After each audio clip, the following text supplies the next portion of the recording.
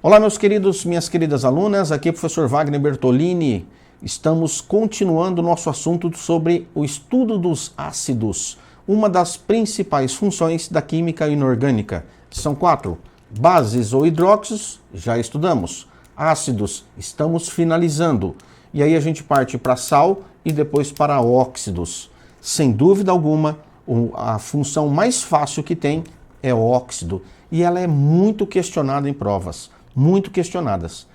Não precisa reforçar a ideia de que vocês precisam sempre que olhar para uma fórmula e identificar a função, tá bom? A qual função inorgânica a substância pertenceria. Bom, como é que a gente determina a força de um ácido?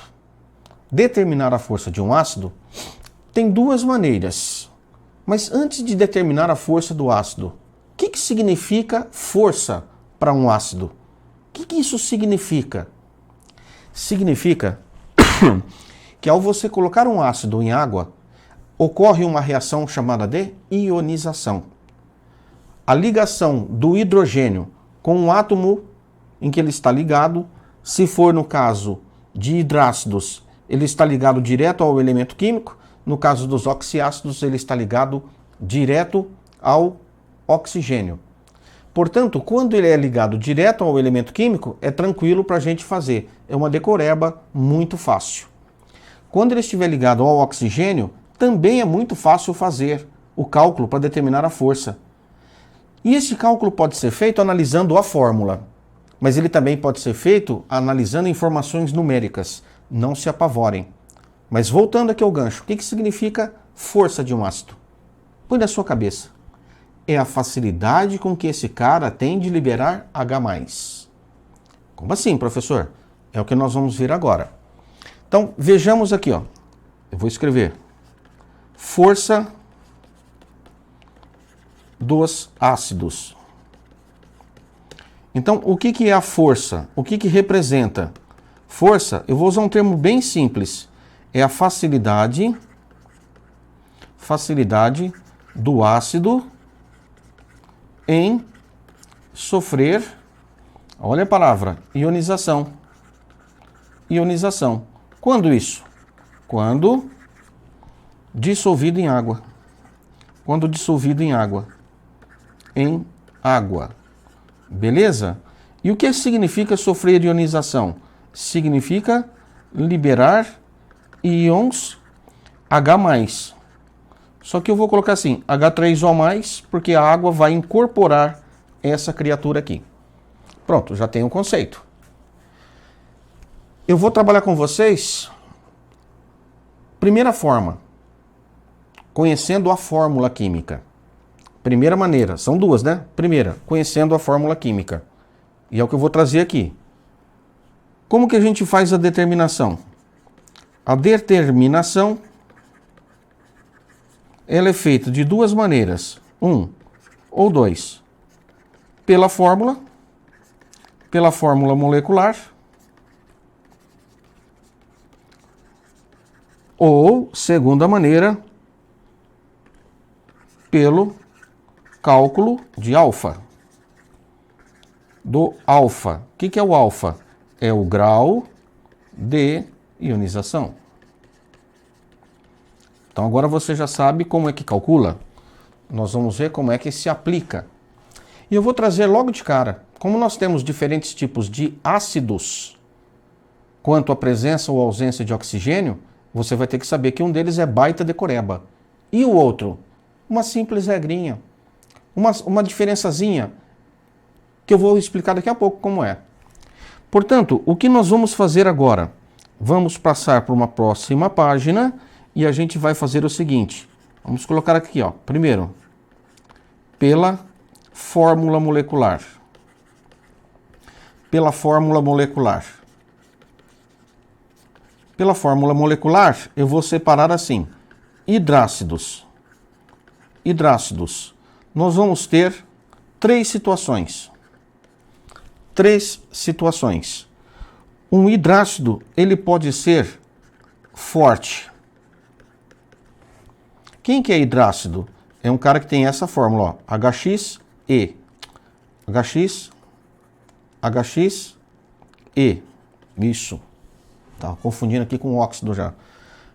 Isso é a quantidade de átomos de H e depende da valência do elemento ou grupinho de elementos. Ele pode ser forte. Quais são os ácidos fortes?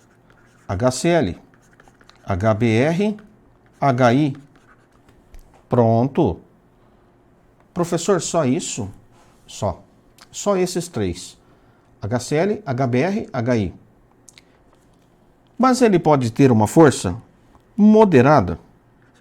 Ele pode ser de força moderada. Sabe quem?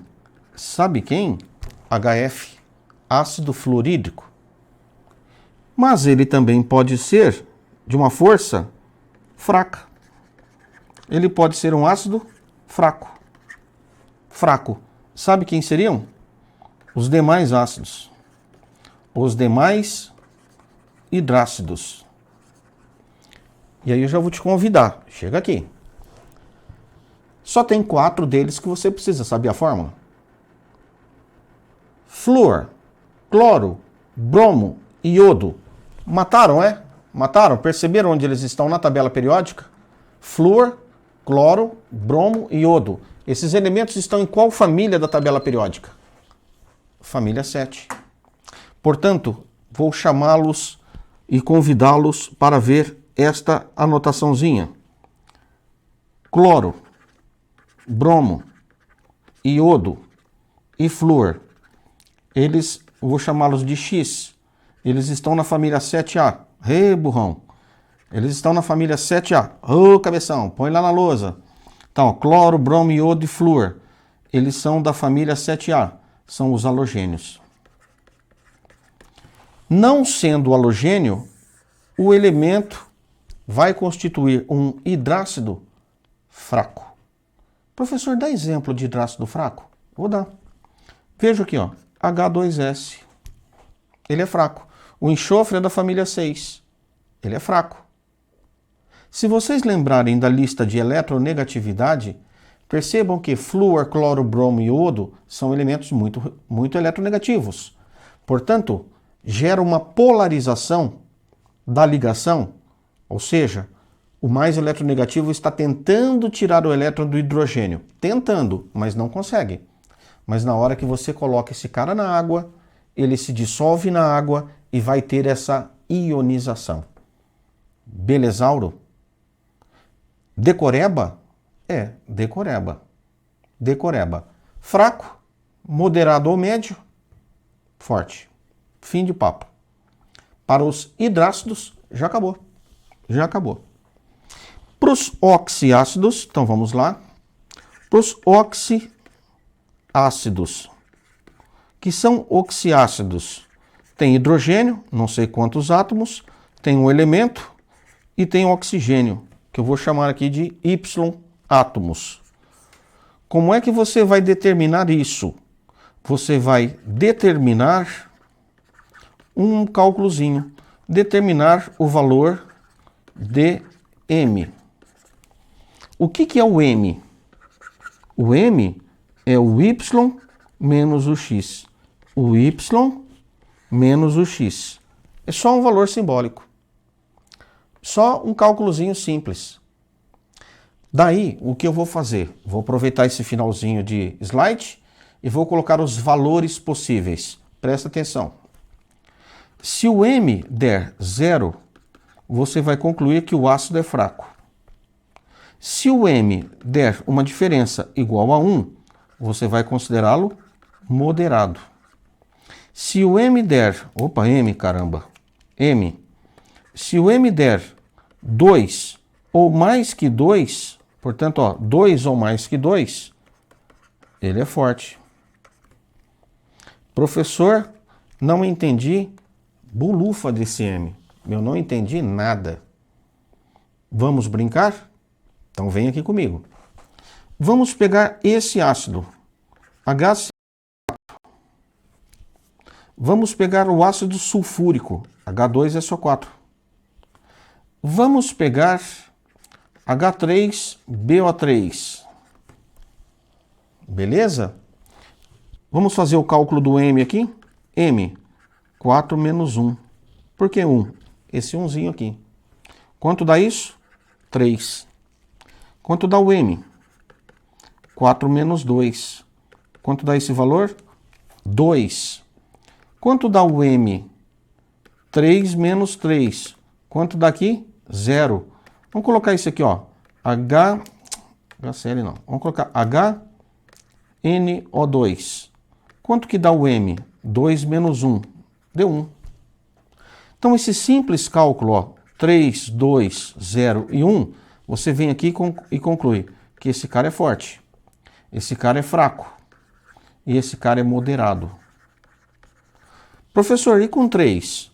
Ó, se com 2 já é forte, com 3 a gente considera forte, mas põe na sua cabeça. Se ele comparasse esses dois primeiros, ó, se ele comparasse esse e esse aqui é mais forte ainda. Por quê? Porque a diferença dos átomos deu 3. Sabe o que significa essa diferença de átomos? Quanto maior for a quantidade de oxigênio e menor for a de hidrogênio, esse composto tende a ter uma maior facilidade de quebrar a ligação do hidrogênio com o oxigênio. Pelo amor de Deus. Pelo amor de Deus. Você vai usar oxigênio e hidrogênios, certo? Se for ácidos do fósforo, tem que tomar cuidado. Não é que ele seja exceção. A estrutura deles é uma exceção, como eu já discuti em aula anterior. A única exceção que tem, e já vou passar aqui um pulo do gato, miau, pulo do gato, miau, pulo do gato, miau. Nenhum ácido contendo carbono é forte. São fracos. Presta atenção com essa danada aqui, ó. Vou mudar a canetinha. Vamos escrever aqui. Exceção. A única, hein? H2CO3. Quando você fizer o cálculo, vai dar 3 menos 2, 1. Se o M é igual a 1, ele deveria ser moderado, que alguns usam o termo semiforte, mas é fraco. Portanto, o que eu vou fazer aqui? H2CO3. Lembre-se que ele é fraco, apesar de dar 1. Beleza? Professor, e o fósforo que o senhor falou aí, como que é? Por que ele é diferente? Presta atenção. Você tem que lembrar o seguinte, quando tiver o símbolo P de fósforo, P na placa de trânsito significa pare. Então você para e toma cuidado. Por quê? Eu vou explicar. Se você tiver H3PO4, você pode ter H3PO3 e H3PO2. Esses são os 3 ácidos comuns, né, vamos dizer, convencionais para o elemento fósforo. Só que aí tem um detalhe. Você tem que ter na sua cabeça a quantidade de hidrogênio que está ligado direto ao oxigênio. Se você não compreendeu, eu vou voltar aos slides. Então me acompanhe. Eu vou voltar aos slides. Não vai tocar nada aí não. Ó. Onde que eu fiz isso? Não, não fiz. Então nós vamos ver agora. Eu não coloquei aqui não. Nem aqui, nem aqui. Então para H3PO4, H3PO3, bacana que, como eu já não havia colocado, achei que tivesse, eu vou trazer para vocês a estrutura deles. Porque eles são exceções, não para o cálculo da força, mas eles são exceções quanto às estruturas moleculares. Mas por que eles são assim? Porque eles são assim. Quais? Os dois. Menos o que eu coloquei à esquerda. H3PO4 não tem exceção. Presta atenção no que eu vou fazer. O H3PO4, como é que a gente faria a distribuição espacial dos átomos? Primeiro passo, coloca o símbolo do átomo central. Isso é para todo mundo, tá? Segundo passo, distribuo os oxigênios ao redor do átomo central. São 4, eu distribuo assim. Terceiro passo, distribua os Hs ao redor dos oxigênios. Vou colocar aqui, por exemplo. Quarto passo, liga o H no O por ligação simples e o O no átomo central por simples. H no O no central. H no O no central. Quinto passo, ele pode acontecer ou não. Nesse caso aconteceu de ter o oxigênio ainda para ser ligado. Como é que você liga? Pulo do gato, pulo do gato. Se não souber, mete dativa. Professor, mas eu vou errar somente em duas situações que você pode errar, com H2CO3 e com HNO3, os ácidos do carbono e do nitrogênio. Portanto, se liguem aqui. Aqui é uma ligação dativa. Beleza? A pergunta é, quantos hidrogênios estão ligados em oxigênios? 1, 2, 3. Então, esse aqui ioniza, esse ioniza e esse ioniza. Esse aqui ioniza. Portanto, o cálculo do M é quantos oxigênios ele tem? 4. Quantos que ionizam? Ou seja, quantos estão ligados no oxigênio? 3. Deu 1. Portanto, ele é o quê? Moderado. Beleza. Até aqui não tem nenhuma exceção. A exceção vai aparecer agora. Vou dividir a tela em dois, porque eu quero discutir H3PO3 e H3PO2. Esses caras aqui, eles são exceção a isso que eu acabei de mostrar. Por quê? Porque já foi determinado que na prática, através de experimentos, através de análises em equipamentos altamente tecnológicos, que esses caras têm uma exceção para quase tudo, né? Quanto à regra de distribuição dos átomos. O que eu acabei de fazer aqui para o H3PO4. Para todos os outros ácidos, você vai fazer esses 5 passos, no mínimo 4, talvez o quinto. Foi até assunto do nosso bloco final. Esses dois, eles têm exceções. Que exceção seria essa? Desses 3 Hs, só 2 Hs que ionizam. Desses 3 Hs, só 1 H que ioniza. E aqui, desses 3 Hs, os 3 Hs ionizam. Perceberam que é uma escadinha? 3, 2, 1. Perceberam? E agora eu vou passar um bizu para você. Miau, pulo do gato. Miau, pulo do gato. O pulo do gato é o seguinte, ó. Toda vez que você tiver um átomo, um óxido, um ácido que tenha fósforo, que tenha a letra P, pare. Pare e preste atenção. O bizu é esse aqui. Esses caras têm exceções. Certo? Pare e tome cuidado com esses caras que eles têm exceções. Olha o bizu para você. Fala assim, mas professor, eu vou ter que decorar isso? Vai. Mas todo mundo tem que saber dessas exceções? Não, só tem esses dois. Por isso, P de pare. O bizu é o seguinte. Quantos oxigênios tem aqui? 4. O número de H é 1 a menos. O número de H que ioniza é 1 a menos. Quantos oxigênios tem aqui? 3. O número de H que ioniza é 1 a menos, mesmo que ele tenha mais. Quantos oxigênios tem aqui? 2.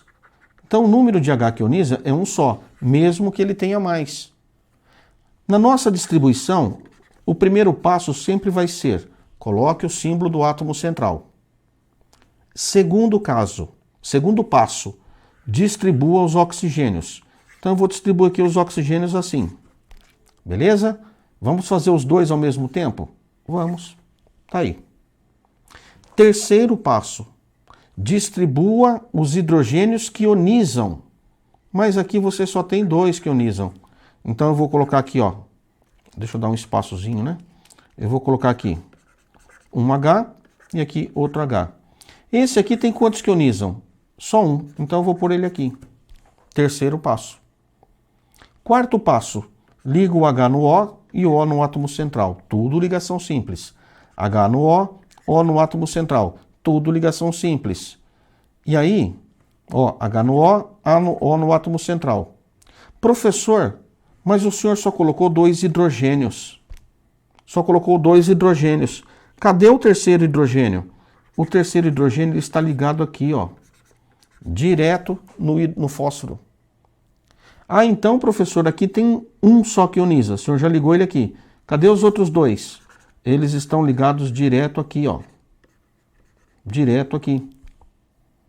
Ah, e agora, como é que a gente liga o outro oxigênio? Ligação dativa. Ligação dativa. Pronto. O que eu quero chamar a atenção nesses caras? Como eles são, né, 2 exceções importantes das 3 que existem. Fique esperto, fique atento com isso aqui. Esse cara não ioniza. Esse cara não ioniza. Esse cara não ioniza. Portanto, vamos calcular o M dessa espécie. M. Quantos oxigênios tem? 3. Quantos que ionizam? Ionizam 2. Portanto, moderado. Quantos oxigênios tem? 2. Quantos ionizam? 1. Portanto, moderado. Todos os ácidos do fósforo são ácidos moderados. Este já é o primeiro bizu, tá certo?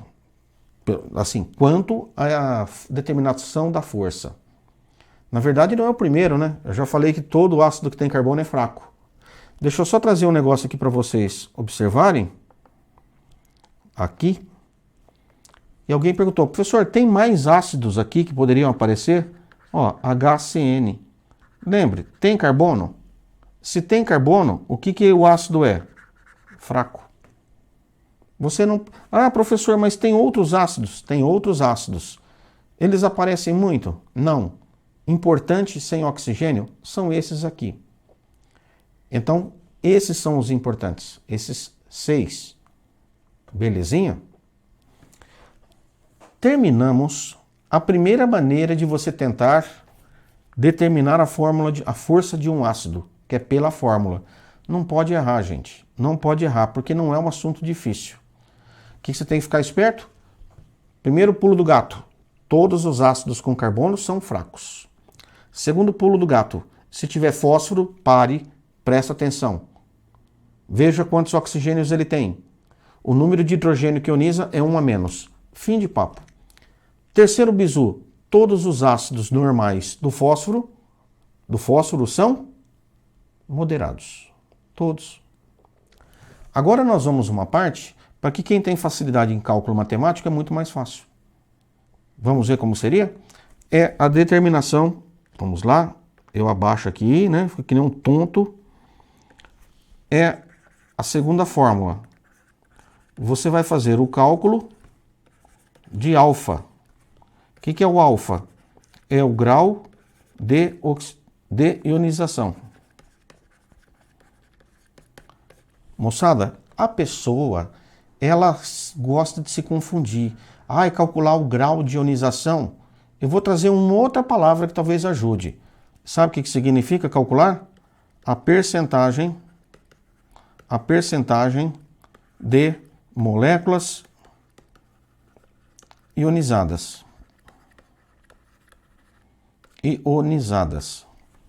Seria isso. Daí, primeiro eu vou passar alguns valores, tá bom? Alguns valores.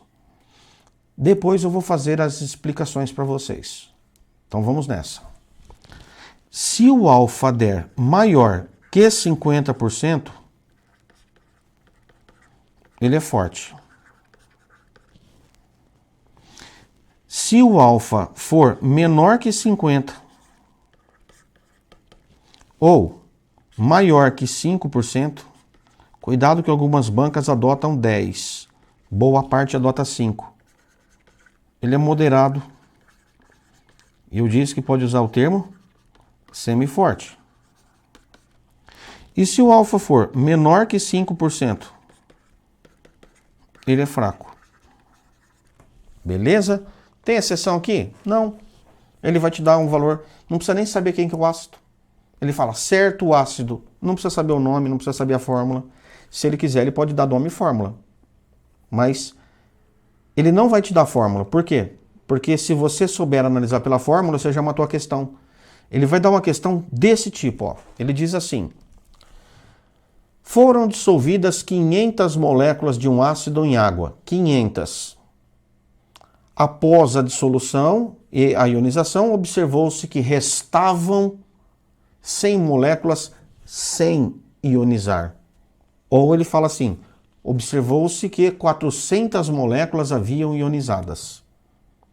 Se você põe 500, 400 ionizam, fica 100 sem ionizar. O que é ionizar? Vou trocar uma linguagem bem simples. Quebrar a molécula. Se 400 quebram, 100 ficam intactas. Mas eu poderia falar assim: 100 ficaram intactas. Ele não vai usar o termo intactas, ele vai usar o termo não ionizaram. Ele não vai usar o termo foram quebradas, ele vai usar o termo ionizaram. Então vamos ver aqui. Vamos simular uma questão. Portanto, vou dar um exemplo. Dado o ácido,